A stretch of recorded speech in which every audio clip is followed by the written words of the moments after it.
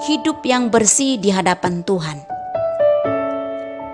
Bapak, Ibu, saudara-saudari yang terkasih, apa yang kita dengar, kita lihat dan kita yakini dalam hidup kita, itulah yang akan kita keluarkan juga dari hidup kita. Nah, jika kita mengizinkan hal-hal baik tinggal, maka tentunya hal-hal yang baik akan terpancar dalam hidup kita. Namun sebaliknya, bila pikiran, telinga, dan hati kita dipengaruhi oleh hal-hal yang jahat, hal-hal yang kotor, hal-hal yang gelisah, hal-hal yang khawatir, cemas, dan lain sebagainya, itu juga akan kita pancarkan atau keluar dari hidup kita. Nah, karena itu pada kesempatan ini tema yang ingin saya bagikan adalah hidup yang bersih di hadapan Tuhan.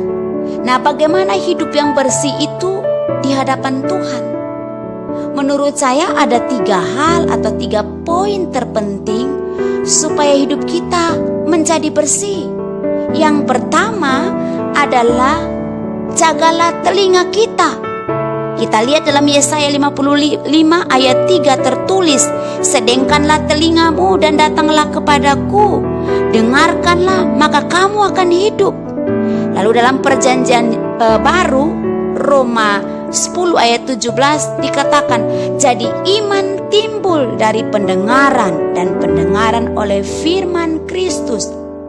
Bapak, Ibu, saudara-saudari yang dikasihi oleh Kristus, dari firman kedua ayat firman Tuhan yang kita baca, yang kita dengar, maka kita dapat katakan bahwa jika kita suka mendengar hal-hal yang baik, atau sebaliknya jika kita suka mendengar hal-hal yang mengkhawatirkan kita, itu pasti akan melemahkan iman kita. Jika kita sering membiarkan diri kita mendengar berita yang tidak baik, prediksi situasi alam, cuaca, situasi ekonomi yang sulit, lalu kemudian juga keadaan COVID yang bisa diprediksi naik turun penyebarannya, itu bisa mempengaruhi kita menjadi pribadi yang khawatir dan gelisah. Lalu kemudian jika kita juga sering mendengar gosip, maka kita akan suka juga menjadi pribadi yang suka menghakimi dan berbicara di belakang orang lain. Nah, karena itu janganlah kita membiarkan telinga kita untuk mendengar hal-hal yang tidak perlu dan tidak membangun. Tetapi marilah kita gunakan kedua telinga kita untuk mendengar hal-hal yang baik, yang membangun iman kita. Dan ketika iman kita bertumbuh dengan merenungkan firman Tuhan, maka otomatis hidup kita juga mengalami kemajuan di dalam Tuhan. Karena itu, mari gunakanlah telinga kita untuk mendengar hal-hal yang baik. Sekiranya ada hal-hal yang kurang baik, maka kita tidak usah membiarkan telinga kita untuk mendengar hal itu. Bapak, Ibu, saudara-saudari yang terkasih, poin yang kedua, bagaimana hidup kita bisa bersih di hadapan Tuhan adalah menurut Lukas 11 ayat 34. Jagalah mata kita. Dikatakan matamu adalah pelita tubuhmu. Jika matamu baik, teranglah seluruh tubuhmu.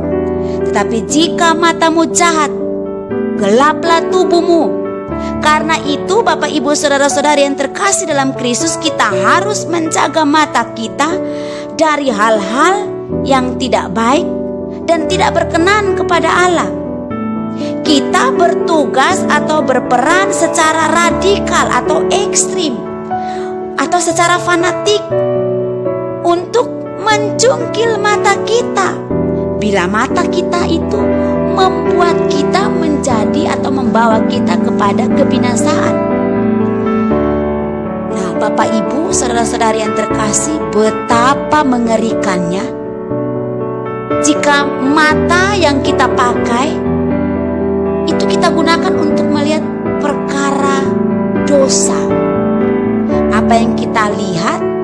akan masuk ke dalam pikiran, dan ketika pikiran itu dibuahi, maka pasti akan menghasilkan perbuatan yang tidak baik. Sebab itu kita perlu menjaga pandangan mata kita terhadap perkara yang duniawi atau jahat, hawa nafsu yang jahat, dan kita menghindari hal itu. Maka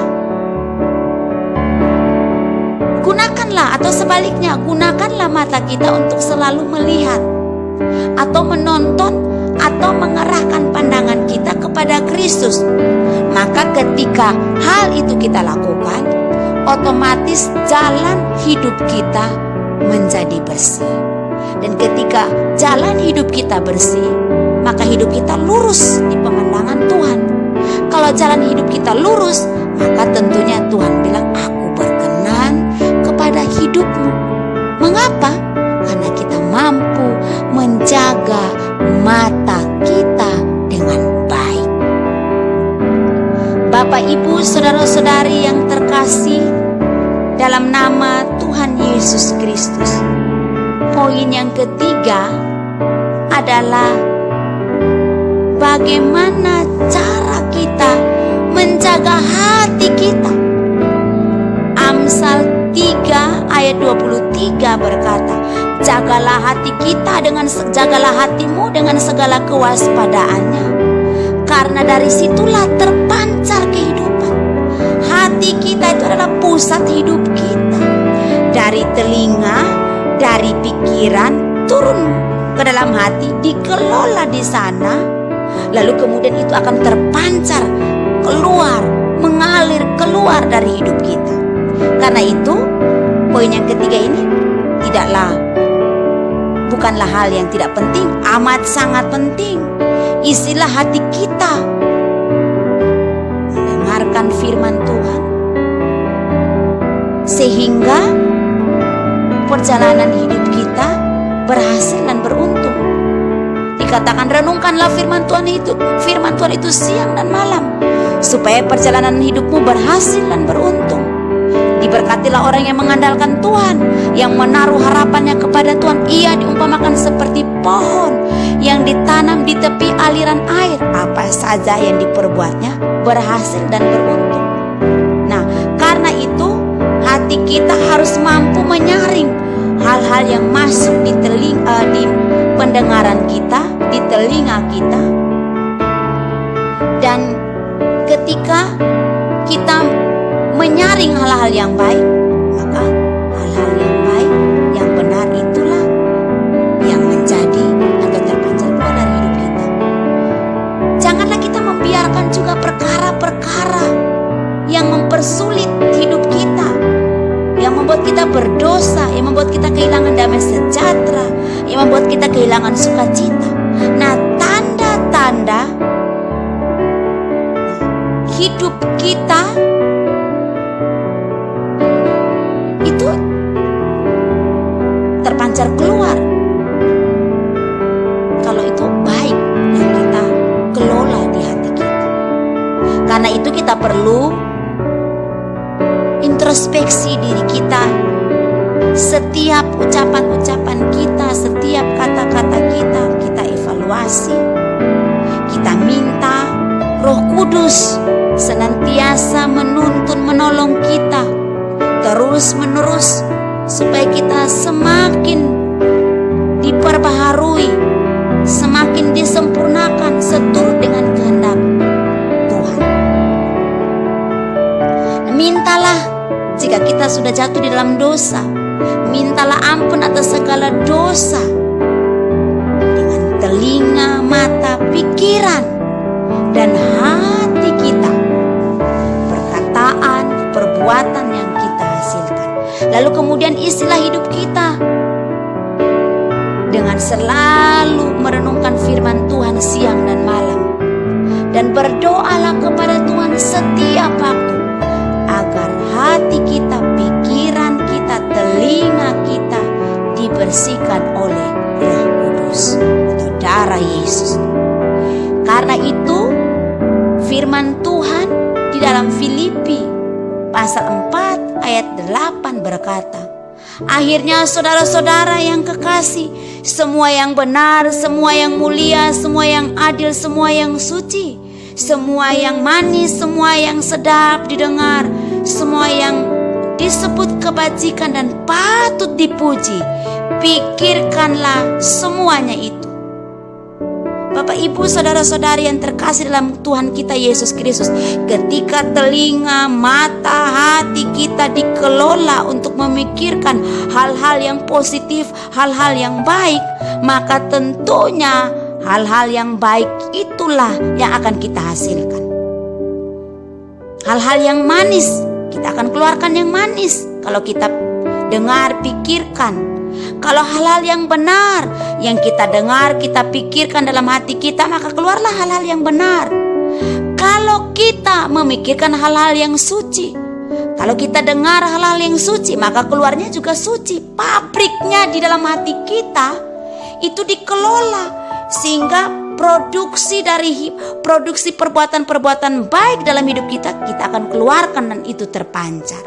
Sebaliknya, jika di dalam hati kita memproduksi hal-hal yang buruk, yang jahat, hal-hal yang kotor, maka yang kita keluarkan, yang kita produksi juga adalah hal-hal yang buruk dan jahat.